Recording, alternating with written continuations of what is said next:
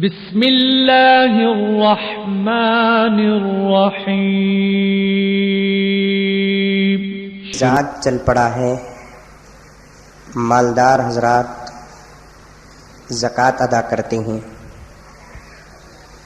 سب سے پہلے یہ مسئلہ میں آپ کے سامنے بتا دوں، رمضان المبارک کو اور زکوٰۃ کو کوئی تعلق نہیں ہے۔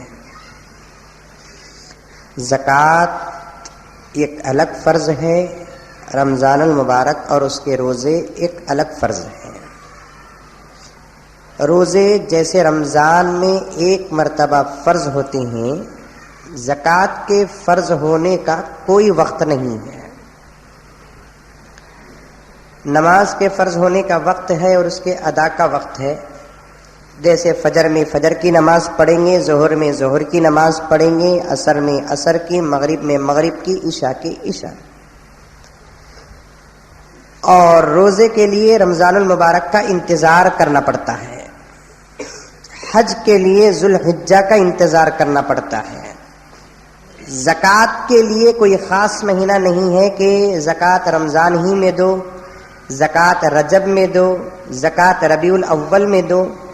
زکوٰۃ کے فرض ہونے کا وقت یہ ہے کہ آدمی کے پاس اگر مال آیا اور آ کر اس مال پر ایک سال جب گزرتا ہے اور پورا ہوتا ہے، زکوٰۃ تب واجب ہوتی ہے۔ مثلا ربیع الاول میں مال ہمارے پاس آیا تو آئندہ ربیع الاول میں زکوٰۃ واجب ہوتی ہے، رمضان میں زکوٰۃ واجب نہیں ہوتی۔ شعبان میں اگر مال آیا ہمارے پاس تو پھر آئندہ شعبان کو ہم پر زکوٰۃ واجب ہوتی ہے، رمضان میں زکوٰۃ واجب نہیں ہوتی۔ بہت سارے مسلمان اپنے ذہن کے اندر یہ مسئلہ بٹھا چکے ہیں کہ رمضان المبارک جیسے روزوں کا مہینہ ہے اسی طریقے سے زکوٰۃ کا مہینہ بھی ہے، حالانکہ یہ بات غلط ہے۔ رمضان روزوں کا تو مہینہ ہے لیکن زکوٰۃ کا مہینہ نہیں ہے۔ تو پھر لوگ رمضان میں زکوٰۃ کیوں دیتے ہیں؟ کہیں بھی دوسرے مہینوں میں زکوٰۃ نہیں دیتے، رمضان ہی میں کیوں دیتے ہیں؟ یہ مزاج ہے صرف ہندوستان پاکستان کا اور دوسرے بہت کم ممالک کا، یہ مزاج ہے۔ عرب اور سعودی عرب کے اندر رمضان ہی میں زکوٰۃ نکالنے کا مزاج نہیں ہے۔ سوال تو اب بھی باقی ہے کہ رمضان ہی میں ہندوستان والے زکوٰۃ کیوں ادا کرتے ہیں؟ اس کے دو جواب ہیں۔ ایک جواب یہ ہے کہ رمضان کا مہینہ اللہ کی رضا اور خوشی کا مہینہ ہے اور اللہ کا وعدہ عام اور جنرل ہے۔ اللہ تعالیٰ فرماتے ہیں کہ رمضان میں جو بھی فرض ادا کریں گے، ایک فرض کا 70 ثواب اور ایک نفل کا 1 فرض کا ثواب ہے۔ تو مسلمان ہمیشہ آفر کی تلاش میں رہتا ہے، وہ بھی ہندوستان کا مسلمان ہے، ایک تیر سے 17 شکار کرنا چاہتا ہے۔ اور اس نے سوچا کہ اگر میری زکوٰۃ میں ربیع الاول کے مہینے میں ادا کروں تو 1 روپے کا مجھے صرف 1 روپے کا ثواب ملے گا، اگر شعبان میں ادا کروں تو صرف 1 کا 1 ثواب ملے گا۔ میں کیا ہی اچھا ہوگا کہ اس زکوٰۃ کی ادائیگی کو میں رمضان المبارک کے لیے تک موقوف کروں اور رمضان میں 1 روپیہ میں فرض زکوٰۃ ادا کروں گا تو اللہ کا وعدہ ضرور 1 کے بجائے مجھے 70 مل جائے گا۔ یہ پہلا بات جواب ہے۔ سمجھ میں آ رہی ہے بات آپ کو؟ پہلا ثواب کیا ہے کہ رمضان کی فضیلت کو، آفر کو حاصل کرنے کے لیے مسلمان کیا کرتا ہے؟ رمضان کے مہینے میں زکوٰۃ دیتا ہے۔ دوسرا جواب یہ ہے کہ رمضان المبارک میں تمام مسلمانوں کی ضروریات اور حاجتیں دوسرے مہینوں کے مقابلے میں زیادہ ہو جاتی ہیں، چاہے وہ مالدار ہو کہ غریب۔ ضرورت ہے سب کی، عید آتی ہے، تاکراتیں آتی ہیں، شب قدر آتی ہے، رفتار کا مسئلہ ہے، سحری کا مسئلہ ہے، تو ضرورتیں سب کی زیادہ ہو جاتی ہیں۔ تو رمضان میں زکوٰۃ نکالنے کا ایک دوسرا فائدہ بھی یہ ہے کہ غریبوں کی ضرورتیں بھی پوری ہو جاتی ہیں۔ دوسرے مہینے میں دیں گے وہ زکات کے پیسے آئے بول کر کوئی غریب جا کر کپڑے خرید کر نہیں لاتا، گوشت بریانی پکا کر کھا لیتا ہے. لیکن رمضان المبارک میں اگر غریب کو کہیں سے پیسے آتے ہیں، وہ کھانے پینے میں خرچ کرنے سے زیادہ رمضان المبارک کے اہم ضروریات پر خرچ کرتا ہے. اس لیے رمضان المبارک میں بہت سارے مالدار زکات ادا کرتے ہیں. اسی لیے حضرات علماء کرام نے کیا کیا کہ رمضان کا مہینہ جب بھی آتا ہے تو ان کے جمعات کو تقسیم کر دیتے ہیں. کچھ جمعے روزے کے متعلق بیان کرتے ہیں تو کچھ جمعے زکات اور صدقات کے متعلق بیان کرتے ہیں. لیکن میں نے شروع میں مسئلہ حضرات کے سامنے اس لیے عرض کر دیا میرے دوستو کہ اپنے ذہن کو صاف کر لو کہ رمضان المبارک کا جو مہینہ ہے وہ مہینہ زکات کا مہینہ نہیں ہے. زکات اور رمضان کو کوئی تعلق نہیں ہے. رمضان میں زکات کے فائدے جو میں ابھی آپ کے سامنے عرض کیا وہ ہے. یہ پہلی بات ہوئی. دوسری بات یہ ہے زکات اسلام کے 5 اہم ارکان میں سے ہے. پہلا رکن کلمہ پڑھنا، دوسرا نماز پڑھنا، تیسرا روزہ رکھنا، چوتھا زکات دینا، 5واں حج کرنا. اب حضرات علماء کرام کا اختلاف چلا کہ زکات کا درجہ پہلے ہے یا روزے کا درجہ پہلے ہے. بڑی باریک بات ہے، مزے کی بات ہے، اس لیے آپ کے سامنے عرض کر رہا ہوں. زکات کا درجہ پہلے ہے یا روزے کا درجہ پہلے ہے؟ تو قرآن پاک کی آیتوں کو اگر دیکھا جائے تو یوں معلوم ہوتا ہے کہ نماز کے بعد تیسرا فرض زکات ہے. کیونکہ جہاں کہیں بھی قرآن میں اللہ تبارک و تعالیٰ نے نماز کا ذکر کیا فوراً زکات کا ذکر کیا. اقام الصلاۃ وآتى الزکاۃ، اقیموا الصلاۃ وآتوا الزکاۃ، مقیمین الصلاۃ والمؤتون الزکاۃ. نماز قائم کرو زکات دو. نماز قائم کرنے والے زکات دینے والے. نماز قائم کیا زکات دیا. تو جہاں کہیں بھی نماز کا ذکر آیا وہاں زکات کا ذکر آیا. تو حضرات فقہاء اور علماء کی 2 جماعتیں بنی اور ایک جماعت کہتی ہے کہ نماز کے بعد زکات کا درجہ ہے اس لیے کہ اللہ تعالیٰ نے نماز کے بعد زکات کا ذکر کیا. یہ جماعت کہتی ہے کہ نہیں، نماز کے بعد روزے کا درجہ ہے اور اس کے بعد زکات کا درجہ ہے. اب جو لوگ نماز کے بعد روزے کا درجہ مانتے ہیں ان کا کہنا یہ ہے کہ اللہ تعالیٰ نے قرآن پاک میں نماز کے بعد زکات کا ذکر کیا ہے وہ ایک الگ بات بتانے کے لیے ذکر کیا ہے، ترتیب کو بتانا مقصد نہیں ہے. کیا بتانا مقصد ہے اللہ تبارک و تعالیٰ کا؟ کہ 2 عبادتیں ہیں اللہ تعالیٰ کے نزدیک بڑی مقبول. ایک جسمانی عبادت میں نماز کا درجہ بڑا ہے، دوسرا مالی عبادت میں زکات کا درجہ بڑا ہے. تو اللہ تعالیٰ ایک جسمانی عبادت کا آیتوں میں ذکر کرتے ہیں، ایک مالی عبادتوں کا آیت میں ذکر کرتے ہیں، لیکن اللہ تعالیٰ ترتیب کو بتانا نہیں چاہتے. جو لوگ نماز کے بعد روزے کا درجہ مانتے ہیں وہ لوگ کہتے ہیں کہ روزہ وہ عبادت ہے جس میں امیر بھی شامل ہے غریب بھی شامل ہے، اس لیے اسے جنرل عبادت کو پہلے کرو، خاص عبادت کو بعد میں کرو. روزے میں سب شامل، نماز میں سب شامل. روزہ صرف مالدار کے لیے، غریب کے لیے، یا غریب کے لیے مالدار کے لیے یہ قانون نہیں ہے. لیکن زکات کا جو فرض ہے اور حکم ہے وہ صرف مالداروں کے لیے لاگو ہوتا ہے، غریب کے لیے زکات فرض نہیں ہے. اس لیے فقہاء کرام نے کیا ترتیب دیا کہ پہلے کلمہ پڑھیں گے، اس کے بعد 4 ارکان میں سے پہلے نماز کا درجہ ہے، اس کے بعد روزے کا درجہ ہے، اس کے بعد زکات کا درجہ ہے، اس کے بعد حج کا درجہ ہے. اب اور آگے بڑھے میرے دوستو. زکات اسلام کا وہ حکم ہے جس کا انکار کرنے والا کافر،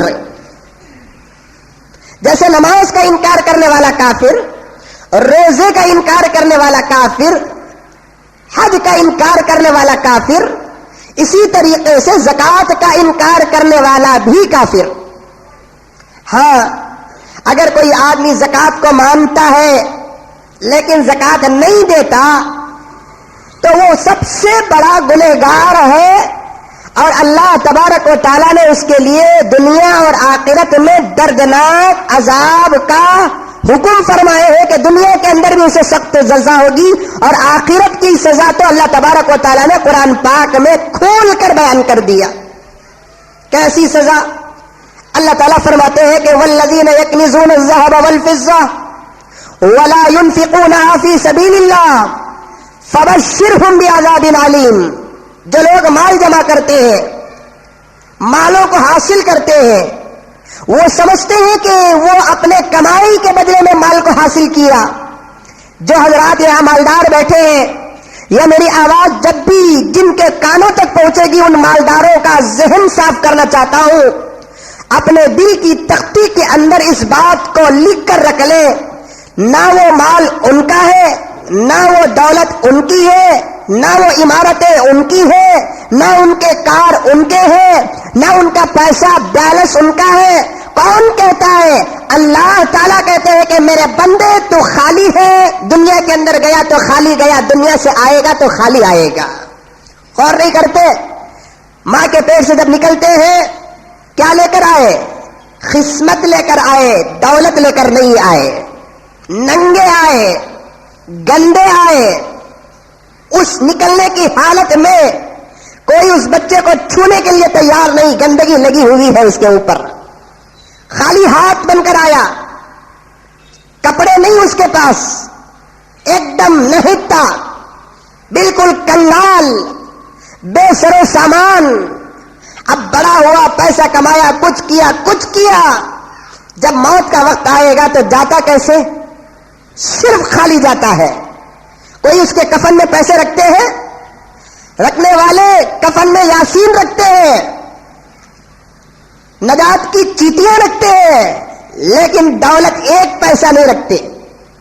یہاں تک کہ واقعات آپ نے بھی سنا ہوگا، بہت سارے لوگوں کے دانت ٹوٹ جاتے ہیں. اب وہ دانت 3 قسم کے بناتے ہیں.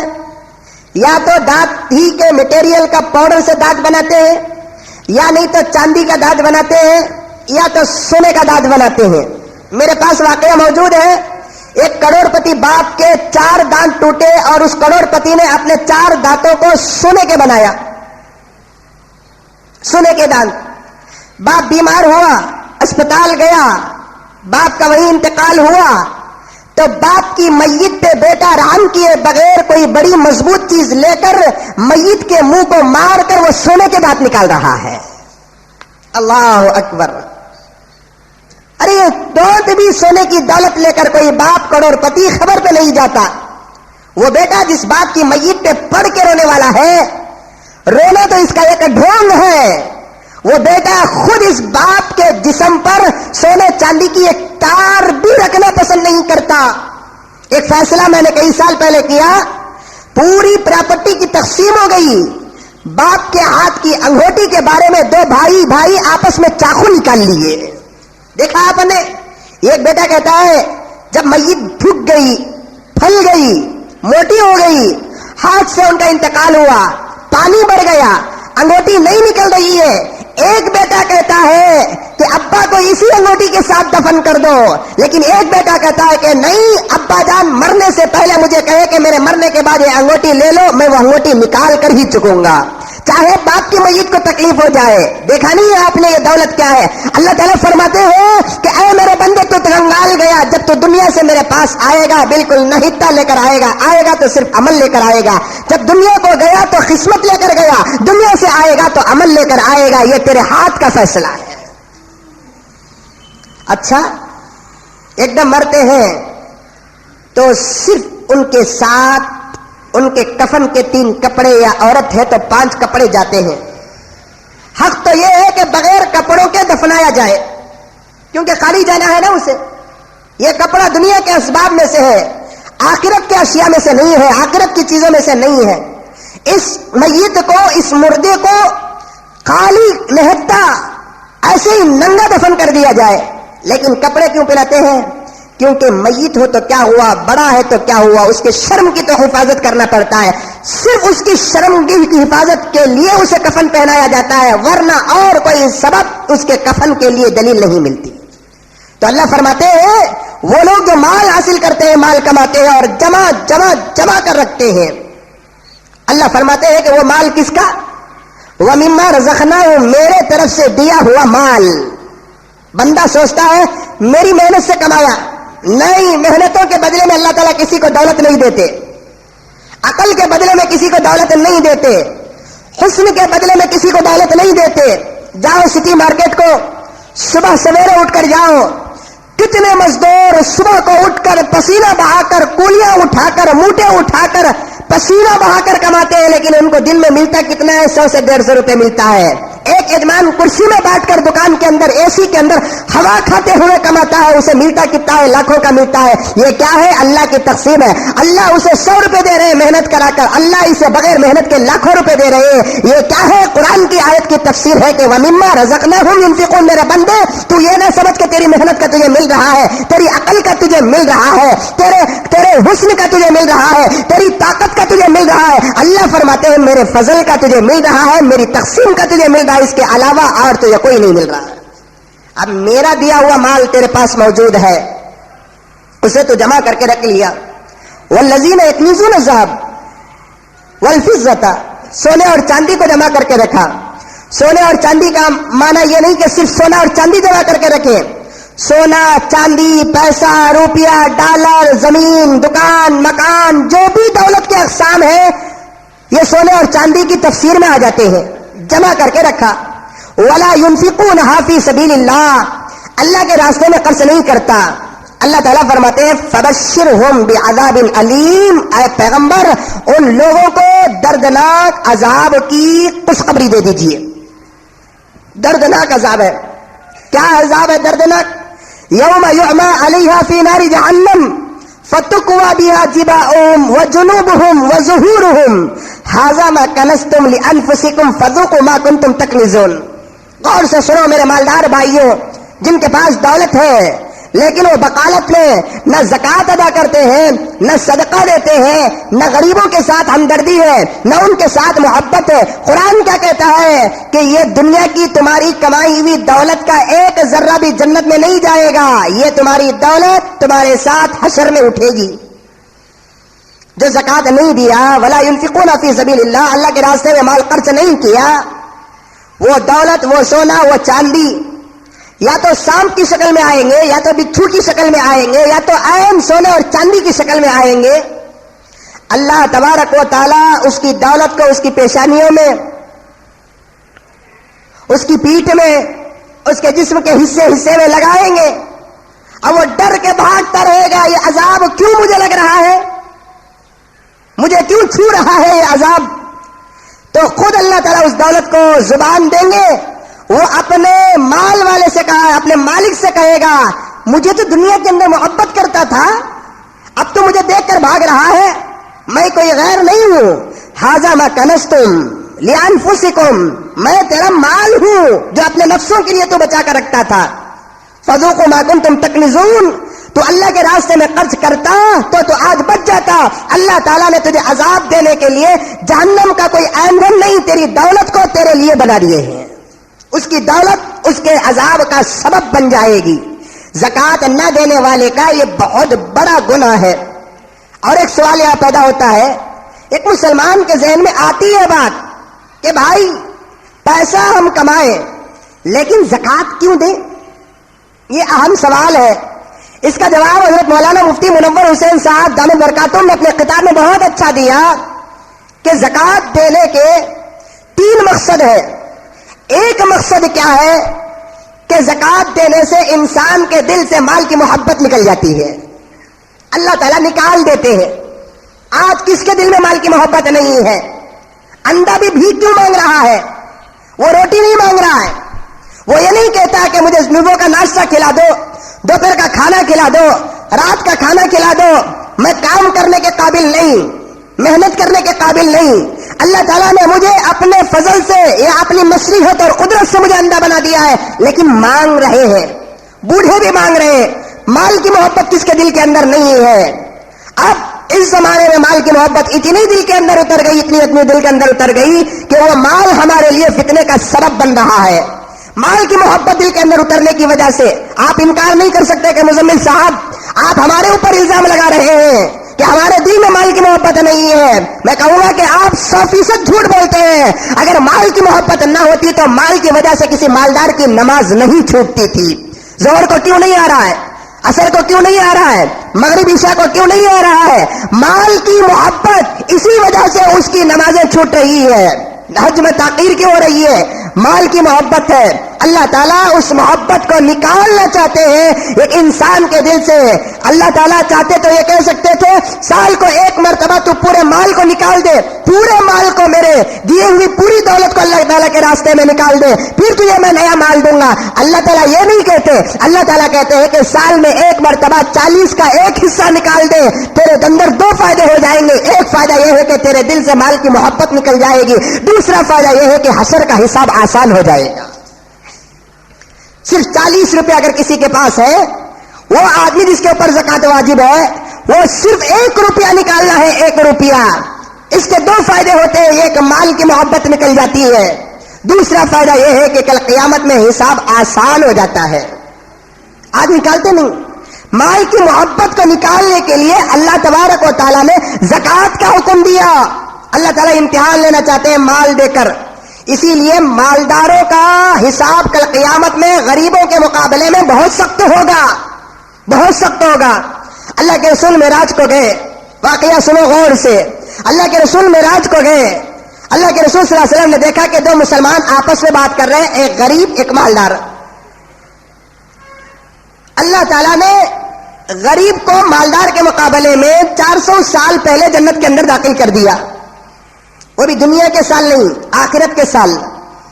دنیا کے سال 365 دن کے, دنیا کا ایک دن 24 گھنٹے کا. لیکن آخرت کا صحیح طور پر کوئی مفسر اب تک آخرت کے ایک دن کا حساب نہیں لگایا, کیونکہ قرآن کے اندر خود آخرت کے دن کے بارے میں 2 آیتیں نکلتی ہیں. ایک آیت میں اللہ تبارک و تعالیٰ نے فرمایا آخرت کا ایک دن 1000 سال کے برابر, اور ایک جگہ اللہ تبارک و تعالیٰ نے فرمایا آخرت کا ایک دن 50,000 سال کے برابر. اب نہیں معلوم کہ وہ کون سا دن اللہ تعالیٰ مراد لیتے ہیں. مالدار سے غریب کتنے سال پہلے چلے جاتا ہے جنت میں؟ 400 سال, اور ایک روایت میں 500 سال. یہاں مالدار غریب سے پہلے کارپوریشن کو چلے جاتا, اسمبلی کو چلے جاتا, پارلیمنٹ کو چلے جاتا, آفس کو چلے جاتا, دولت کی کٹھیری میں چلے جاتا. دنیا تو ختم ہونے والی ہے. کیا عمر ہے دنیا کی؟ دنیا کی عمر کتنی ہے؟ 50 سال, 60 سال, 70 سال. ہم جب تک زندہ رہیں گے یہی ہماری دنیا ہے. ہمارے سے پہلے کی دنیا کا نہ ہم کو سوال ہے, نہ ہمارے بعد کی دنیا کا ہم کو سوال ہے. ہم 60 سال ہے, 70 سال ہے, یہی ہماری دنیا ہے. آخرت میں دیکھو کہ کس کی عزت ہو رہی ہے. اللہ تعالیٰ نے فرمایا کہ غریب مالدار سے 400 سال پہلے جنت میں چلے جائیں گے. اسی لیے اللہ کے رسول صلی اللہ علیہ وسلم ہمیشہ دعا کرتے تھے اللہم احینی مسکینا وامیتنی مسکینا واحشرنی فی زمرۃ المساکین. اے اللہ مجھے دنیا کے اندر غریب رکھ. دوسری دعا یہ ہے کہ مجھے غریبوں کے ساتھ رکھ. تیسری دعا یہ ہے کہ کل قیامت میں اٹھایا بھی تو غریبوں کے ساتھ اٹھا.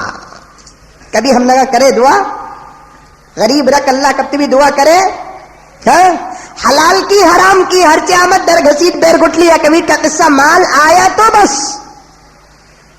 غریب رہنا کسی کو پسند نہیں, غریبی تو میرے آقا کو پسند ہے.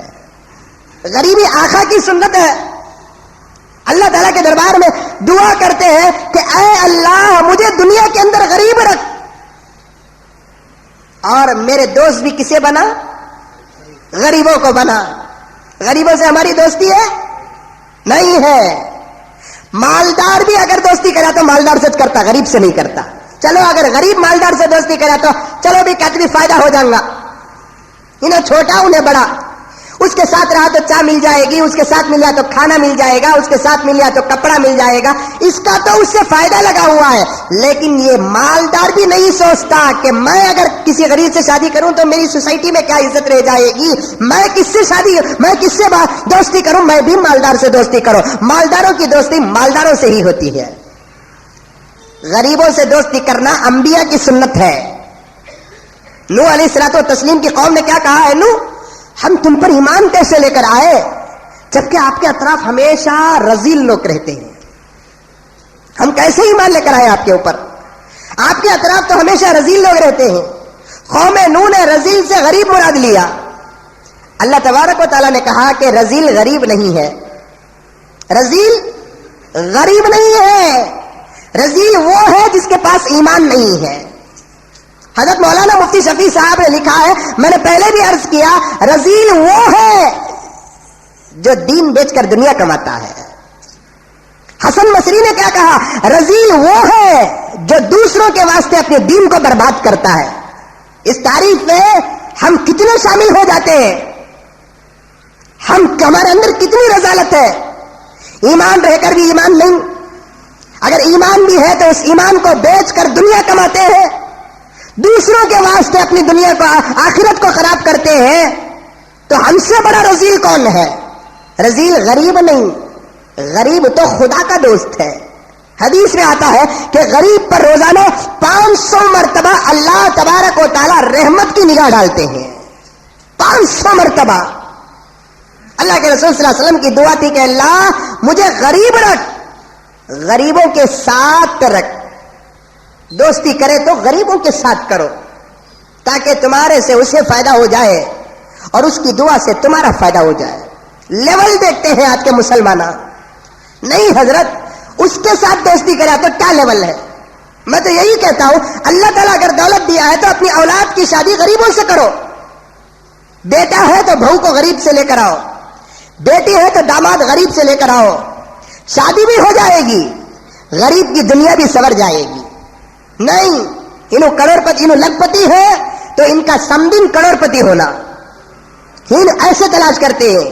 رشتہ داروں کے اندر غریب لڑکیاں رہتے ہیں, شادی نہیں کرتے. میرے آقا نے کیا کہا؟ غریب رکھ, غریبوں کے ساتھ رکھ. کل قیامت میں غریبوں کے ساتھ اٹھا میرے مولا. حضرت عائشہ رضی اللہ تعالی عنہا نے کیا کہا؟ یا رسول اللہ آپ ایسی دعا کرتے ہیں. اللہ کے رسول صلی اللہ علیہ وسلم نے فرمایا, اے عائشہ تجھے نہیں معلوم کہ غریب کا مقام کیا ہے؟ اللہ تعالیٰ کل قیامت میں غریبوں کو مالداروں کے مقابلے میں جنت میں پہلے داخل کریں گے. اور غریب کا سب سے بڑا فائدہ یہ ہے کہ اسے اعمال کے بارے میں سوال ہوگا, لیکن مال کے بارے میں سوال نہیں ہوگا, اس لیے کہ مال ہی نہیں تھا تو حساب کیا دے گا وہ. اعمال کے بارے میں غریب کو سوال ہوگا, مال کے بارے میں سوال نہیں ہوگا. مالدار کو اعمال کے بارے میں سوال دینا پڑے گا, مال کے بارے میں بھی سوال دینا پڑے گا. تو میرے حال اللہ کے رسول صلی اللہ علیہ وسلم نے جنت کے دروازے پر دو مسلمانوں کو بات کرتے ہوئے دیکھا. ایک غریب تھا, ایک مالدار تھا. غریب نے مالدار سے کہا کہ بھائی مجھے تو اللہ تعالیٰ 400 سال پہلے جنت میں داخل کر دیے, لیکن تمہارا پتہ نہیں آیا. مجھے ڈر ہونے لگا کہ کہیں اللہ تعالیٰ تمہارے لیے کہ 400 سال کے بعد آپ تو آ گئے ہیں, لیکن اتنی دیری کیوں ہوئی؟ تو مالدار صاحب نے کہا کہ میرے بھائی میں کیا کہوں تمہیں کہ اللہ تعالیٰ نے مجھ سے میرے مال کا حساب لینا شروع کیا. مجھے اتنا پسینہ آیا کہ وہ پسینے اگر 70 اونٹ بھی پیتے تو میرا پسینہ بچ جاتا, اونٹوں کی پیاس بجھ جاتی. مالداروں کو ایسا سخت حساب ہوگا. سوچو جب تکے میں سر رکھتے ہیں تو مجھے میری پوری دولت کے بارے میں سوال کا جواب دینا پڑے گا, ایک ایک پیسے کا سوال کا جواب دینا پڑے گا. یہ پیسہ کہاں سے آیا, کیسے آیا؟ حلال کمانے والے خود نہیں بچ رہے ہیں, ان حرام کمائے ہوئے مالداروں کا حال کیا ہوگا؟ حلال پسینے سے سچ بول کر, جھوٹ نہیں, سود نہیں, فائنانس نہیں, بینک نہیں, انگلی نہیں, ہاتھ نہیں, کچھ بھی نہیں, پکا حلال کمانے والے خود وہاں پریشان ہوں گے. آج تو دھوکہ دے کر کمانے والے ہیں, جھوٹ دے کر کمانے والے ہیں, سود سے کمانے والے ہیں, حرام کمانے والے ہیں. بعد میں چل کر حاجی بن گیا وہ الگ بات, بعد میں چل کر نمازی بن گیا الگ بات, بعد میں چل کر مسجد کا صدر بن گیا الگ بات. صدر بننے کی وجہ سے, حاجی بننے کی وجہ سے, نمازی بننے کی وجہ سے تیرے حرام مال کا سوال معاف نہیں ہوگا. زندگی کے لمحات ملے, سوچ لے میرے کروڑ پتی بھائی, تیرا پیسہ کہاں سے آیا اللہ کے بعد تو ہی بہتر جانتا ہے. مرنے سے پہلے جس کا مال ہے ادا کر دے اور اللہ کے دربار میں توبہ کر لے. بہت سارے لوگوں کا خیال کیا ہے, بلی سو چوے کھا کو ہچ کو نہیں سکا.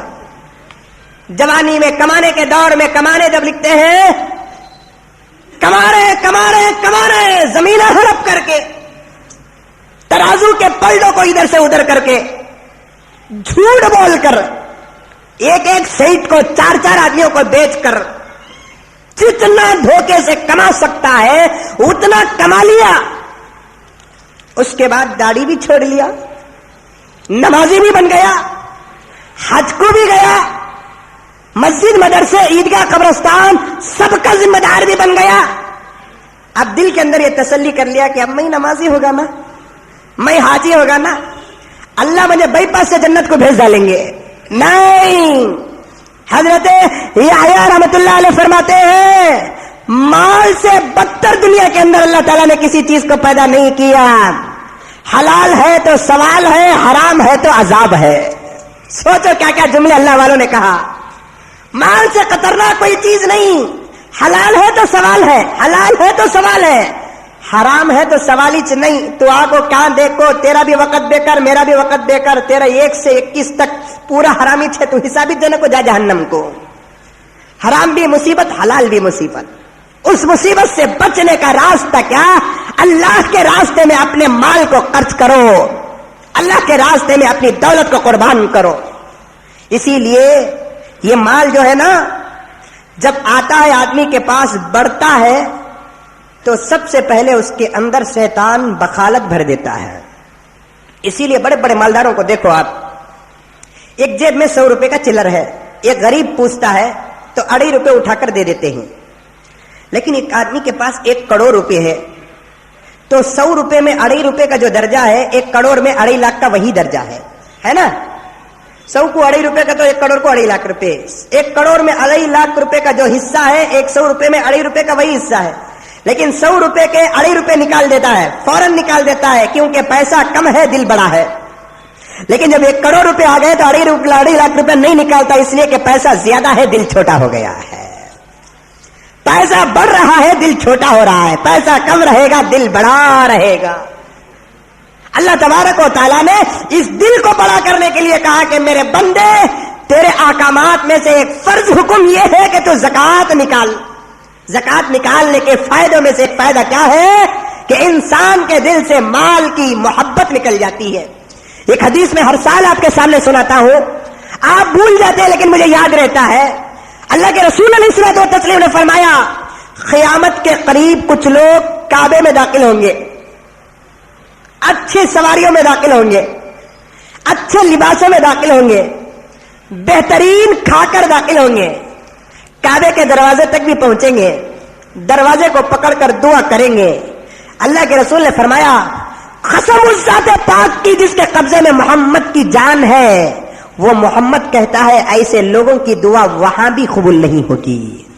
میری قسم، تمہاری قسم، میں قسم کھاؤں، تم قسم کھاؤ، یہ الگ بات. میرے آقا قسم کھا کر کہہ رہے ہیں، بغیر قسم کے آقا کی بات کا جو پاور ہے، اللہ کے بعد کائنات کے اندر کسی کی بات کا وہ پاور نہیں ہے. لیکن اللہ کے رسول علیہ الصلوۃ والتسلیم نے اپنی زبان کو اور پاورفل بنانے کے لیے قسم کھا رہے ہیں کہ کچھ لوگ قیامت کے قریب ایسے ہوں گے جو اچھی سواریوں میں مکے کو پہنچیں گے، کعبے کو پہنچیں گے، اچھے لباس میں پہنچیں گے، اچھا کھا کر پہنچیں گے. کہاں تک پہنچ جائیں گے؟ خانے کعبہ کے دروازے تک پہنچ جائیں گے. یہ دنیا کا دروازہ نہیں، یہ اللہ کے گھر کا سب سے پہلا اور مقدس دروازہ ہے. وہاں جا کر دعا کرنے والے کے بارے میں اللہ کے رسول نے فرمایا کہ جس کے قبضے میں محمد کی جان ہے، اس ذات کی قسم محمد کھا کر کہتا ہے کہ ان کی دعا وہاں بھی قبول نہیں ہوگی. صحابہ نے پوچھا یا رسول اللہ، مکے کا سفر ہے، کعبے کو پہنچا ہے، دروازے تک پہنچ گیا ہے، وہاں بھلا کوئی دعا کرنے والے کی دعا رد ہوگی؟ اللہ کے رسول نے فرمایا کہ ہاں ضرور ہوگی. صحابہ نے پوچھا کیوں دعا قبول نہیں ہوگی؟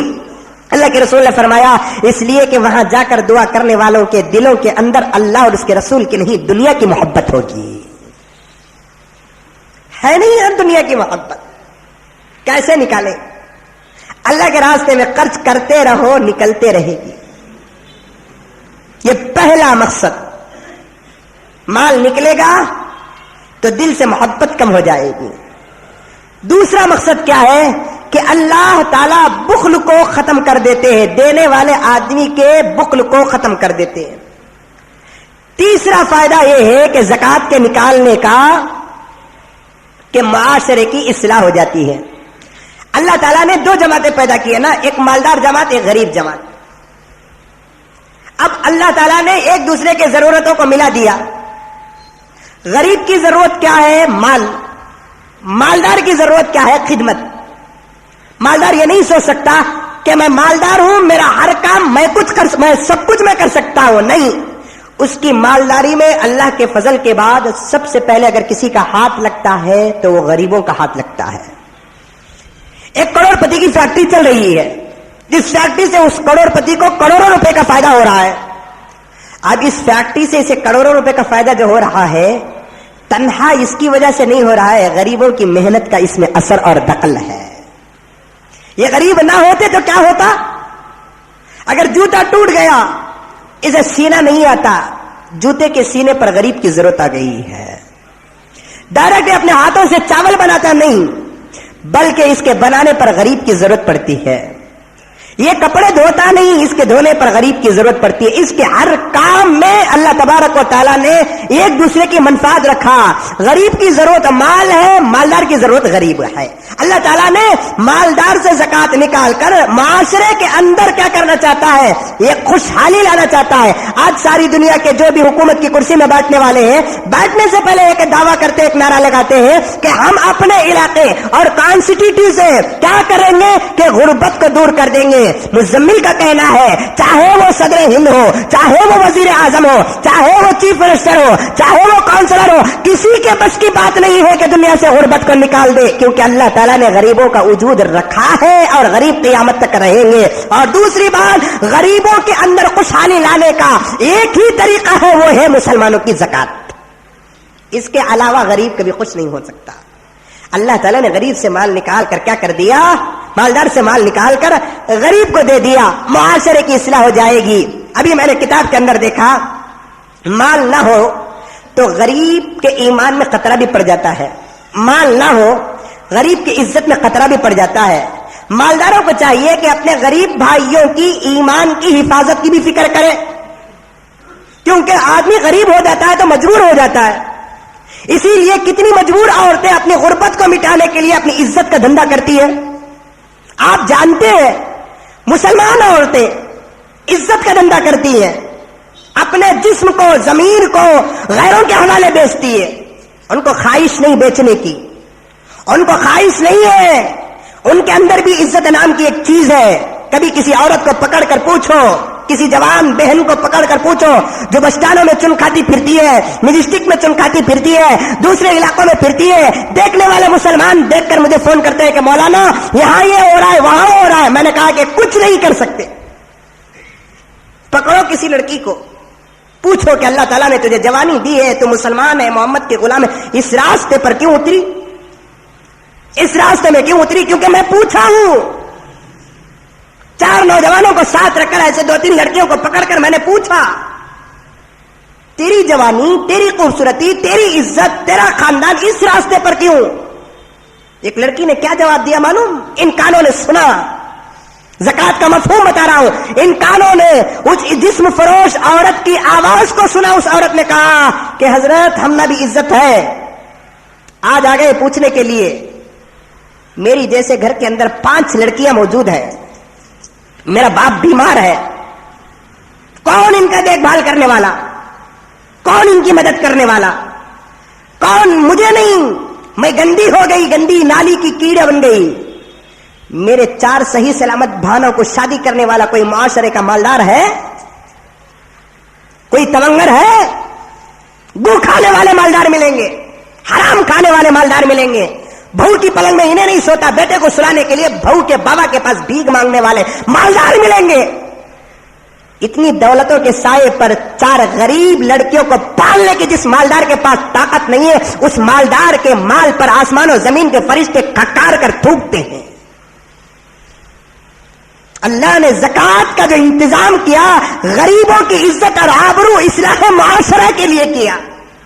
میں نے پوچھا کئی سال پہلے، 6-7 سال پہلے گئے، اسپاٹ پکڑے، گاؤں کا نام نہیں لیتا، پوچھا میں نے تو جواب ایسا ملا کہ سر جھکا کر واپس آئے. 5 بیٹیاں، باپ بیمار، میں گندی، باپ کی دوا، بہنوں کی شادیوں کے لیے میں اپنے جسم کا دھندا کرتی ہوں. اللہ نے ان برائیوں کو مٹانے کے لیے مالداروں کو کہا کہ تمہارا مال کسی کی دوا کے لیے کام آ جائے گا تو کسی کی عزت کے لیے کام آ جائے گا. مال بچا کر نہ رکھو، زکات ادا کر کے یا تو دوا کا انتظام کرو یا تو عزت کی حفاظت کا انتظام کرو. زکات کے فوائد میں سے ہے اصلاح معاشرہ ہے، معاشرے کی تربیت ہے یہ زکات. پیسہ نکلے گا غریب کے پاس جائے گا، ہمارے گھر میں بریانی بنے گی، اس کے گھر میں دال چٹنی کا انتظام ہوگا، ہم ریشم اور دبیز پہنیں گے، مقبل پہنیں گے، وہ کاٹن کا انتظام کرے گا، ہم بڑے محلوں میں رہیں گے، وہ جھوپڑیوں میں اپنی زندگی بسر کر لے گا. ہمارا ایمان بھی محفوظ، اس کا ایمان بھی محفوظ، ہماری عزت بھی محفوظ، اس کی عزت بھی محفوظ. اللہ تبارک و تعالیٰ نے انتظام کیا ہے کہ تمہارے مال سے غریب کا فائدہ ہوگا، غریب کا ایمان بھی بچ جائے گا، غریب کی عزت بھی بچ جائے گی. ہیں آج ایسے مالدار جو پائی پائی کا حساب نکال کر غریبوں کو دیں گے؟ نہیں، پکڑ کر نہیں دیتے. اللہ تبارک و تعالیٰ نے زکات کے فوائد میں سے بتایا ہے جو آدمی مال نکالتا ہے اللہ کے راستے میں، اللہ تعالیٰ خوش بھی ویسے ہو جاتے ہیں. زکات دیں گے تو ثواب ملتا ہے. سوچئے کہ اللہ کے راستے میں مال نکالنے سے اللہ تعالیٰ کتنا خوش ہوتے ہیں. زکات نکل گیا، مالدار یہ نہ سوچے کہ میرے 100 روپے میں سے 250 روپے کم ہو گئے، اب جو 100 کی نوٹ تھی 90 پر 7 روپے 50 پیسے ہو گئے. مت سوچو، اللہ تعالیٰ تمہارے اڑائی لے کر تمہارے اڑائی کے 100 گنا زیادہ پھر واپس دے دے گا. قرآن کہتا ہے جو آدمی زکات دیتا ہے نا اس کی زکات ضائع نہیں ہوتی. فَأُولَٰئِكَ هُمُ الْمُضْعِفُونَ، ان لوگوں کو دگنا دیا جائے گا. لے کر اللہ تعالیٰ رکھ لینا تھا، لیکن زکات نکالنے کے بدلے میں اللہ تعالیٰ ڈبل ٹرپل خوش ہو کر اگر کوئی آدمی دیتا ہے اللہ اپنے شان کے موافق دیتے ہیں. تاریخ گواہ ہے. حضرت حبیب، زکات تو دور کی بات، نفل دیے تو ثواب مل رہا ہے تو فرض دیے تو ثواب نہیں ملے گا. حضرت حبیب اجمی رحمۃ اللہ علیہ ایک بہت بڑا اللہ والے گزرے ہیں. گھر کے اندر گئے، آٹا کلا کو رکھے تھی ان کی بیوی. روٹی پکانے کے واسطے اس زمانے میں ماچسا نہیں تھے، انگار منگنے کے واسطے بازو گھر کو جانا تھا. وہ عورت بازو گھر کو، بیوی جا کر بازو گھر کو جا کر انگار منگنے کو آئے تک ایک فقیر آ کر دروازہ کھٹکھٹایا. جیسے ہی دروازہ کھٹکھٹایا حضرت حبیب ادمی نے دیکھا کہ فقیر ہے تو گھر کا پورا آٹا اٹھا کر اس فقیر کو دے دیے. ذرا وقت کے بعد بیوی آئی، آ کر دیکھی تو پلیٹ خالی، آٹا نہیں ہے. عورتوں کے اندر دینے کا مزاج کم ہوتا ہے، مردوں کے اندر دینے کا مزاج زیادہ ہوتا ہے. معراج کو جا کر اللہ کے رسول آئے، عائشہ فاطمہ بیٹھے ہوئے ہیں، حضور کی بیویاں بیٹھی ہوئی ہیں. جا کر یہ حدیث گھر کے اندر سنانا، زیور پہننے والی انہیں، گلا سجانے والی انہیں، کان سجانے والی انہیں. اسے پہلے زکات نکالنے کی فکر کرنا چاہیے. تو اللہ کے رسول نے حضرت عائشہ اور حضرت فاطمہ دیکھ کر کہا کہ بیٹی میں نے جہنم کو دیکھا اور جنت کو دیکھا. جنت میں مجھے غریب زیادہ ملے، جہنم میں عورت اور مالدار زیادہ ملے. جہنم کے اندر عورتوں کی کثرت کو میں نے دیکھا. حضرت فاطمہ نے پوچھا یا رسول اللہ آخر وجہ کیا ہے کہ جہنم کے اندر کثرت کے ساتھ عورتیں رہتی ہیں؟ اللہ کے رسول نے فرمایا کہ تمہارے اندر 2 چیزیں ہیں، ایک اللہ کی ناشکری کرتے ہو، ایک شوہر کی ناشکری کرتے ہو. اس سے اگر بچنا ہے تو اللہ کے راستے میں کثرت کے ساتھ صدقہ کرو، تم جہنم سے بچ جاؤ گی. عورتوں کا دل بہت چھوٹا ہوتا ہے، اپنے لیے بہت بڑا، دوسروں کے لیے بہت چھوٹا. عورت آئی، آ کر دیکھتی ہے کیا آٹا نہیں. حبیب ادمی امام ابو حنیفہ کے دور کے بہت بڑے بزرگ، سفیان ثوری کے دور کے بڑے بڑے بزرگوں میں سے ہیں. اب حضرت حبیب ادمی کو کہنے لگی وہ آٹا تھا 2 روٹیوں کا، ایک تمہیں ایک میں، 3 دن کے بعد تمہیں میں کھانے کے واسطے کیا کی جا کر تمہیں آٹا لے کر وہ کلا کو رکھی تو وہ بھی تمہیں غریب کو دے ڈالے. عقل نہیں، کیا کی نہیں، کدھر کی نہیں. ہمارے واسطے ولی، بیوی کا سے شوہر نہ. ہاں جو بولنا تھا بولی. ذرا وقت کے بعد دروازہ کھٹکھٹانے کی آواز آئی. کھول کر دیکھتے ہیں تو ایک مرید چند روٹیاں بھی پلیٹ میں لا کر حضرت کے گھر دے رہا ہے. حضرت نے فرمایا، روٹیاں لے کر بیوی کے ہاتھ میں دیتے ہوئے کہا کہ بیگم اگر تو غصہ نہ کرتی تو ان روٹیوں کے ساتھ گوشت بھی آ جاتا. اگر تو غصہ نہیں کرتی تو ان روٹیوں کے ساتھ گوشت بھی آ جاتا.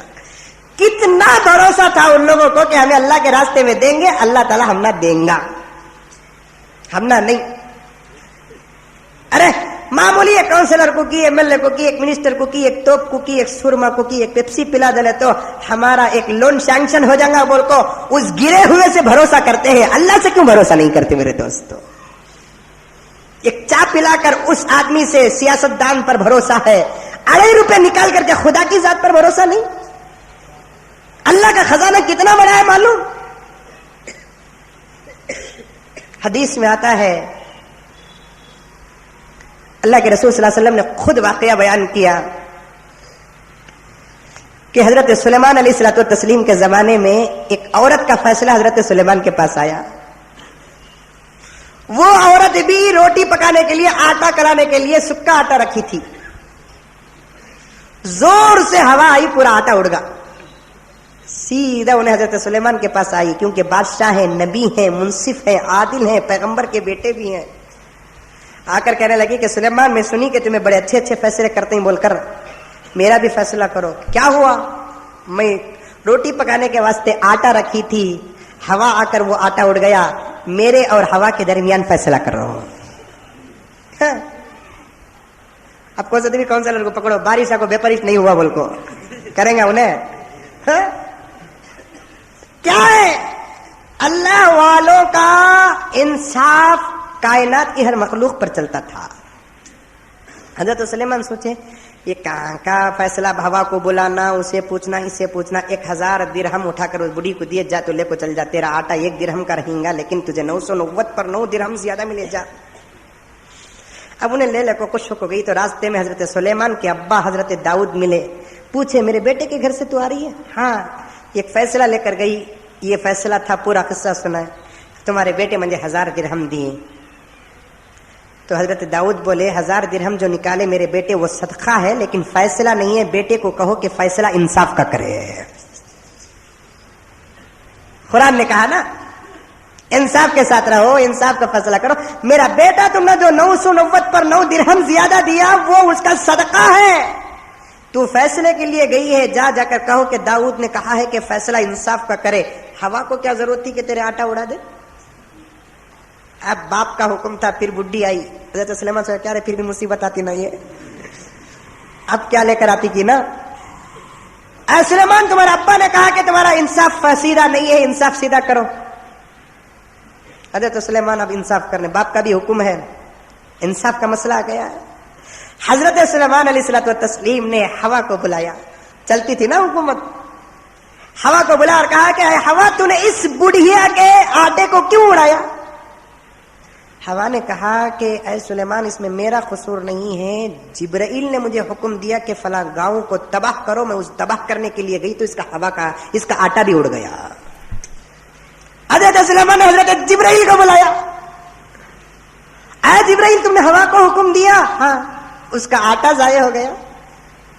ہاں سلیمان, اس میں میرا قصور نہیں, مجھے میکائیل نے حکم دیا کہ ہوا کے ذریعے سے یہ کام کرو تو میں نے کر دیا. حضرت سلیمان نے میکائیل کو بلایا, کیا میکائیل تم نے یہ حکم دیا؟ اے سلیمان, اس میں میرا قصور نہیں ہے, اللہ نے مجھے یہ حکم دیا تو میں یہ انتظام کیا. اب حضرت سلیمان اللہ تعالیٰ سے پوچھتے ہیں کہ اللہ, آپ بڑے انصاف والے ہیں, یہ غریب بڑی محنت کر کے چرخہ کاٹ کر 1 روٹی کا انتظام کی ہے, آپ اپنی قدرت کو بہتر جانتے ہیں, آپ اپنی مصلحتوں کو بہتر جانتے ہیں, لیکن اس کا آٹا ہوا میں اڑ گیا ہے. وہ آ کر انصاف پوچھ رہی ہے, اب میں انصاف کیا کروں الہ العالمین. اللہ تعالیٰ نے کہا کہ اے سلیمان, ہم بڑے انصاف والے ہیں, ہم اس بڑھیا پر ظلم نہیں کیا, اس آٹے کے بدلے میں ہم نے اسے بہت بڑا نعمت, ایک بہت بڑی چیز دیتی. بات دراصل یہ ہے کہ اصل میں وہ ہوا جس نے اس کے آٹے کو اڑائی تھی, وہ ہوا کسی گاؤں کو تباہ کرنا تھا. ساتھ ہی ساتھ ایک میرے ولیوں کی کشتی ایک سمندر میں چل رہی تھی, اس کشتی میں چوہا بیٹھا ہوا تھا اور اس چوہے نے اس کشتی کو سوراخ کر دیا. میں نے ہوا کے ذریعے سے, آٹے کے ذریعے سے اے سلیمان اس سوراخ کو بند کر دیا. وہ بوڑھی تمہارے پاس پہنچی نہیں, اس سے پہلے اس کے آٹے کے بدلے میں میں نے جنت میں اسے محل تیار کر دیا. بھول کر بھی ہماری دولت میں سے کسی کو فائدہ ہوتا ہے, اللہ تعالیٰ اس پر بھی ہم ثواب عطا کرتے ہیں. انہیں نیت نہیں کری میرا آٹا کہاں گیا کی, کدھر گیا کی, نیت نہیں کری. اللہ تعالیٰ صدقے کو اتنا پسند کرتے ہیں تو پھر میرے دوستو زکات کو کتنے, صدقہ نفل ہے, زکات فرض ہے. نفل کا درجہ بڑا ہے کہ زکات فرض کا درجہ بڑا ہے؟ حضرت عبداللہ ابن مبارک رحمت اللہ علیہ حج کو گئے, مدینے کو گئے, آقا کے دربار میں سلام عرض کیے, اس کے بعد سوتے ہیں مسجد نبوی میں تو اللہ کے رسول صلی اللہ علیہ وسلم کی زیارت ہوتی ہے. اللہ کے رسول نے حضرت عبداللہ ابن مبارک سے کہا کہ عبداللہ جب تم اپنے وطن جاؤ تو فلاں مجوسی کو میرا سلام کہنا. مجوسی ہندو، اسے کون سلام کر رہے ہیں؟ اللہ کے رسول صلی اللہ علیہ وسلم سلام کر رہے ہیں. عبداللہ ابن مبارک اٹھے، پریشان ہو گئے، مجوسی ہے اسے اللہ کے رسول کا سلام. گئے، امانت ہے نا سلام پہنچانا. کون تھی بول ڈالے تمہارے ابا کو سلام سنا دلو، بولے تو یہ امانت ہے. اسی لیے حضرت شاہ ابرال صاحب رحمۃ اللہ علیہ نے سلام پہنچانے کا طریقہ بھی بتایا کہ اگر تم کسی کو سلام پہنچانے کا حکم دینا ہو تو اس طریقے سے کہو کہ تم نے یاد رہا تو سلام بولو، یاد نہیں رہا تو چھوڑو پروانی. ایسا بولنا. تمہیں سلام پہنچاؤ بول کر بولیں گے تو سلام پہنچانا واجب ہے، ورنہ کل قیامت میں جواب دینا پڑے گا. اللہ تعالیٰ حضرت کے قبر کو نور سے منور فرمائے. کیا تربیت، کیا اصلاح. ابا اچھے ہی ذرا سلام سنا دلو، کہ ان کے غلامہ خیر سنا دلتی. اچھا بولتا نا اتنا اچھے، کبھی سلام سناتا نہیں ہے اللہ کا بندہ. اسے کیا بولنا، تم نے یاد رہا تو سنا دلو. تو یہ جملہ، یہ ایک شرط کیا ہوتی ہے کہ سلام پہنچانے والے کے بھول کو ختم کر دیتی ہے. اب حضرت عبداللہ ابن مبارک پیغمبر کا سلام مجوسی کو سنانا ہے. اب سیدھا گئے مجوسی کو، پوچھے تو کون؟ کہنے لگا کہ میں مجوسی ہوں. تیرا کیا عمل ہے ذرا خاص بتا. اس نے کہا عبداللہ ابن مبارک کو چھیڑتے ہوئے میرا خاص عمل یہ ہے کہ میں نے اپنی بیٹی کو اپنے بیٹے کے ساتھ ہی شادی کر دیا. چھیڑنے کے لیے کہہ رہا. ایسے بدتمیز کو اللہ کے رسول کا سلام آ رہا ہے. بہن بھائی کا نکاح ہو سکتا ہے؟ ہرگز نہیں ہو سکتا. لیکن یہ قوم گزری ہے، ایسی آج بھی ہے. پرسوں وی کوٹا کے لیے پروگرام کو گیا تو ایک مولانا کہنے لگے کہ حضرت ایک فیصلہ میں کیا ہوں، سکا بھائی اپنے سگے بہن سے شادی کر کے 5 بچوں کا باپ بھی ہو گیا ہے اور وہ بنگلور میں موجود ہے. کیا قوم رہے گی. اب انہیں عبداللہ ابن مبارک کو چھیڑنے کے لیے کہتا ہے کہ میرا خاص عمل یہ ہے کہ میں نے اپنی بیٹی کا اپنے بیٹے سے نکاح کر دیا. حضرت عبداللہ ابن مبارک نے فرمایا کہ جو تو بہت بڑا حرام کام کیا ہے. تو پھر چھیڑنے کے لیے کہا کہ اس سے بھی خاص عمل بتاؤں. ہاں. تو عبداللہ ابن مبارک کو کہا کہ میں خود میری بیٹی سے نکاح کیا ہوں. عبداللہ ابن مبارک نے کہا کہ بھائی مذاق بعد میں کر، پہلے یہ تو بتا کہ تیرا کوئی خاص عمل ہے جو عمل ہمارے خدا اور رسول کو پسند آ گیا ہے. میں ابھی مدینہ شریف سے آ رہا ہوں. تو فوراً وہ یہودی اللہ رسول کا نام سنا تو چونک گیا، کہنے لگا ہاں اگر وہ خاص عمل پوچھتے ہو تو سن لو کہ چند دن پہلے میرے گھر میں ایک مسلمان عورت آئی آگ مانگنے کے لیے. وہ آگ میری بیوی سے مانگ کر لے کر جانے لگی تو میں اسے جا کر پھونک دیا. پھر بیوی سے پوچھی، پھر آگ لی تو پھر میں نے پھونک دیا. پھر بیوی سے پوچھی، پھر آگ لی تو پھر پھونک دیا، صرف مسلمان کو ستانے کے لیے. چوتھی مرتبہ وہ آگ لے کر بستے بچاتے گئی تو میں اسے فالو کرتے ہوئے گیا، آگ بجھانے کے لیے اس کے گھر تک پہنچ گیا صرف مسلمان کو ستانے کے لیے. جب اس کے گھر میں گیا تو اس کے چھوٹے چھوٹے بچے بل بلا رہے ہیں. اس نے اپنے بچوں کو تسلی دے رہی ہے کہ بیٹے بچوں اب نہ رو، تم ابھی کھانا پک جائے گا، تم کھا لو گے. ان بچوں کے رونے کو دیکھ کر مجھے ترس آیا. میری اس پرانی غلطی پر مجھے بڑی شرمندگی ہوئی. میں اس عورت سے معافی مانگنے لگا، مائی مجھے معاف کر دے کہ تیرے گھر کا یہ حال مجھے پتا نہیں ہے. تو آگ لے کر آئی تیرے بچے کو کھانا پکا کر دینے کے لیے. تو وہ عورت کہنے لگی کہ اللہ کے بندے میں کھانا نہیں پکا رہی ہوں، آگ سلگا کر خالی ہانڈی پانی ڈال رہی ہوں تاکہ بچے انتظار کرتے کرتے سو جائے، کیونکہ اس ہانڈی میں ڈالنے کے لیے آٹا بھی میرے پاس نہیں ہے. اب اس مجوسی کو اتنی شرمندگی ہوئی کہ اسے پہلے بھی ستایا، اور میرے محلے کے اندر اتنی غریب عورت ہے کہ جس کے بچے بھوک سے بل بلائے اور ہمارے گھر کے اندر بچے پیٹ بھر کر کھائے، اور وہ بچوں کو پھسلانے کے لیے خالی ہانڈی چڑھاتی ہے اور بچوں کے نیند کا انتظار کرتی ہے. تو اسے شرم آئی. وہ فوراً وہ آدمی گھر گیا، اپنے گھر سے آٹا شکر گھی وغیرہ لا کر اس بہن کے گھر کے دروازے پہ رکھتا ہے اور آنسو بہا کر آتا ہے. یہ گھر نہیں پہنچتا، اس کا عمل اللہ تک پہنچ گیا. پیغمبر نے کہا عبداللہ ابن مبارک کو کہ جاؤ उस मुसलमान को सदका देने की वजह से अल्लाह उसके रसूल राजी है, तुम सलाम कह देना, तो फौरन वो मजूसी सुनता है मेरा वो अमल इतना पसंद आ गया कि अल्लाह भी खुश हो गया और तुम्हारे पैगंबर मुझे सलाम भेजे हैं, तो अब्दुल्ला तुम गवाह रहो कि मैं मुसलमान होता हूँ, तुम्हारे हाथ में कलमा पढ़ता हूँ, इस्लाम कबूल करता है, अपने भान अपने बेटों के निकाह को तोड़ता है और अपनी बेटी को अपनी निकाह से आजाद कर देता है। ये एक मुसलमान गरीब को एक मजूसी मदद करता है तो सदके के नाम पर पैगंबर का सलाम आ रहा है। एक मुसलमान की मदद करेगा ज़कात के नाम पर, सदके के नाम पर, फितरे के नाम पर, मेरे दोस्तों कितना नहीं अल्लाह तबारक व तआला खुश होंगे। लेकिन आज हम लेना जानते हैं, अल्लाह के रास्ते में देना नहीं जानते। अगर देते भी हैं तो हमारे देने का हाल क्या है मेरे दोस्तों? अल्लाह को खुश करने के लिए दो। ज़कात देते वक्त ज़कात के अदायगी के शराइत में से एक शर्त यह है कि ज़कात देते वक्त एक इंसान खुश होकर खुदा का शुक्र अदा करके देना चाहिए, इसलिए कि अल्लाह ताला ने ये इबादत पर मुझे अमल करने की तौफीक दिया है। हिसाब पाई पाई डालकर देना चाहिए। ज़कात देने के हजरत इमाम गज़ाली रहमतुल्लाह अलैह ने 8 शराइत लिखे हैं। इंशाअल्लाह ताला आइंदा जुमा आप हजरात के सामने अर्ज करूंगा। लेकिन इतनी बात तो यह है कि रमजान का महीना खत्म हो रहा है, 16 रोजे कैसे गुजरे पता नहीं, लेकिन हमारा हाल यह है कि अभी हिसाब अभी मसले पूछ ले कुछ ही। हर साल देता, हर साल पूछता मुसलमान, हाँ अभी हिसाब पूछ ले करी, आखिर कब देंगे? हमारे कपड़े सी भी गए, आ भी गए, भाभी के कपड़े भी सी गए, आ गए, बच्चों के जूतियां तक तैयार हो गए, अब भी गरीब का कब मसला हल होना? ये दुकानदार है ना, ये जमाना, बोनस कब देते हैं? ज़कात नहीं, बोनस की बात कर रहा हूं, कब देते हैं? सवा को खुतबा का तो आज देते ही। तुफ हो ऐसे मालदारों पर, ऐसे मालिकों पर। चांद की पहली रात पर अल्लाह पर भरोसा करके दे देता और नौकर को कहता देख भाई ये महीना तनख्वाह तुझे मैं पहले दे रहा हूं ताकि रमजान के काम तेरे पहले हो जाना, लेकिन रमजान में मुझे हाथ नहीं देना, अल्लाह का महीना है, तू मुझे धोखा नहीं देना। पहली तारीख को 1 महीना पहले दे डाला तो क्या इसके बाप का लुट जाता?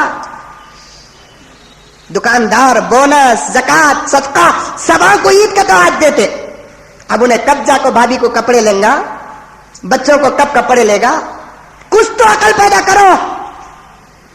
रमजान का चांद को 2 दिन अगर हमारी बीवी को हमें कपड़े को पैसे नहीं दिए तो उसका सूरत है ना अमेरिका का वर्ल्ड ट्रेड सेंटर बन जाता, उन्हें राजी नहीं होती। हमें छोकरा को बोनस भी, तनख्वाह भी, तोहफा भी कब देते हमें? महीना गुजरने के बाद। ज़कात तो अदा हो जाएगी, अल्लाह ताला वो ज़कात को ऐसे मालदारों के चेहरों पे ऐसे मारेंगे जैसा कोई आदमी अमेरिका के शिया ने, क्या कहते हैं, ईरान के शिया ने अमेरिका के बुश पर जूता मारा था। पहले दो, अभी दे दो, निकाल दो। कौन की बोला नहीं, मालदार की घाटी खुले तक गरीब का मुर्दा निकल जाता, कहते वैसा किस्सा हो गया है। पहले दे दो, फितरा भी पहले दे दो, इंशाअल्लाह ताला दुकान को छुट्टी डालो, फौरन हिसाब करके मुझे क्या देना है, किसे देना है, बुला करके जा करके पहले अदा करो। अल्लाह तबारक व तआला हम तमाम को देने की तौफीक अता फरमाए। बकिया बातें इंशाअल्लाह ताला आइंदा जुमा आप हज़रात के सामने अर्ज होंगी। अल्लाह ताला हमारे सुनने को सुनाने को कबूल फरमाए, आमीन। कुछ ऐलानात हैं मेरे दोस्तों, जरा गौर से सुनिए। हस्ब मामूल एक ऐलान ये है कि हमारी मस्जिद के तामीर का, तोसी का और खरीदी हुई जगह का मसला आप हजरात हर जुमा सुनते आ रहे हैं। रमजानुल मुबारक का महीना है, अभी आपने ज़कात और सदक़े के बारे में सुना है, तो आप हजरात से गुजारिश है, ज़कात तो मस्जिद के लिए दे नहीं सकते, आप अपने अतिये से, ताउन से मस्जिद का ताउन फरमाएं, ज्यादा से ज्यादा मस्जिद के लिए दें, कोई खाली हाथ न जाए, जितना आपकी ताकत है उतना देते हुए जाए। गुज़िश्ता जुमा भी आप हजरात ने अल्हम्दुलिल्लाह बहुत कुछ दिया, मैं आपका शुक्र अदा करता हूँ। अल्लाह ताला के दरबार में दुआ करता हूँ कि अल्लाह ताला गुज़िश्ता जुमा जो दिए हैं उससे ज्यादा आपको देने की तौफीक अता फरमाए। और रसीद बुकें भी कटेंगी, आपसे गुजारिश है कि रसीदें भी काटते हुए जाएं। दूसरा अहम ऐलान ये है कि दूसरा अशरा चल रहा है, आइंदा जुमा आने से पहले पहले तीसरा अशरा शुरू हो जाएगा। तीसरे अशरे में ताक़रातें शुरू हो जाती हैं। ताक़रातें नबी करीम सल्लल्लाहु अलैहि वसल्लम की सुन्नत है। अल्लाह ताला ने शब क़दर को 5 ताक़रातों में छुपा दिया है। उस रात जागना, दुआ करना, इबादत करना ये मुसलमानों का फ़र्ज बनता है। जो हजरात इनफिरादी इबादत करना चाहते हैं कर सकते हैं। हमारी मस्जिद में तो 5 ताक़रातों में खुसूसी इंतज़ाम होता है, तकरीर का भी इंतज़ाम होता है, दुआ का भी इंतज़ाम होता है। हस्ब मामूल ये सिलसिला बाकी रहेगा। बहुत से लोग इसे गलत फतवों के ज़रिए से बुझाने की कोशिश करते हैं, उन फतवों पर न जाए। अल्लाह तबारक व तआला तौफीक दिया है तो जाइए और दुआ मांगने का मौका है तो दुआ मांग लीजिए। تو حسب معمول ہمارے مسجد میں 5 تقریراتوں کا انتظام ہے. اپنے اپنے علاقوں میں تراویح کی نماز پڑھنے کے بعد تقریباً 12 ساڑھے 12 بجے کے اندر ہماری مسجد آ جائے انشاءاللہ تعالی. اس کے بعد تقاریر کا خاص پروگرام رہے گا اور اس کے بعد دعا ہوگی. دعا کے بعد الحمدللہ ہمارے محلے کے ذمہ دار نوجوان دوست احباب نے سحری کا بھی انتظام کیا ہے, اس لیے آپ کو کوئی ٹینشن بھی نہیں ہے. آپ بھی آئے, اپنے دوست احباب کو بھی ساتھ لے کر آئے. بہت سارے لوگوں نے پوچھا کہ اس سال تاخیراتوں میں کیا خاص عنوان ہے. ذہن میں 2-3 عنوانات ہیں, ابھی میں نے طے نہیں کیا. انشاءاللہ تعالی پہلی تاخیرات کو اس کا اعلان بھی کر دوں گا. آپ بہرحال ضرور تشریف لائے, اپنے دوست احباب کو بھی ضرور لے کر آئے, کیونکہ دعا بہت قیمتی ہوتی ہے. دعاؤں کی سخت ضرورت ہے. نہ معلوم کہ آپ کی دعا سے امت کا اور ملت کا کون سا بڑا مسئلہ حل ہونے والا ہے. پر صرف 5 رات جاگنا ہے, اس سے زیادہ اور جاگنے کی آپ کو ضرورت بھی نہیں ہے. دوسرا اعلان یہ ہے کہ مستورات کے لیے بھی انتظام ہے. اگر گھر کی حفاظت کا انتظام ہے تو الحمدللہ ہمارے مسجد کے ذمہ دار سامنے کی اسکول کے گراؤنڈ میں مستورات کے لیے بھی پردے کا انتظام کیے ہیں. مستورات کو بھی لا سکتے ہیں. سحری کا بھی انتظام ہے. اللہ تبارک و تعالی ایسے انتظامات کرنے والوں کے انتظامات کو قبول فرمائے, اس کا بدلہ عطا فرمائے. آمین. وآخر دعوانا ان الحمدللہ رب العالمین.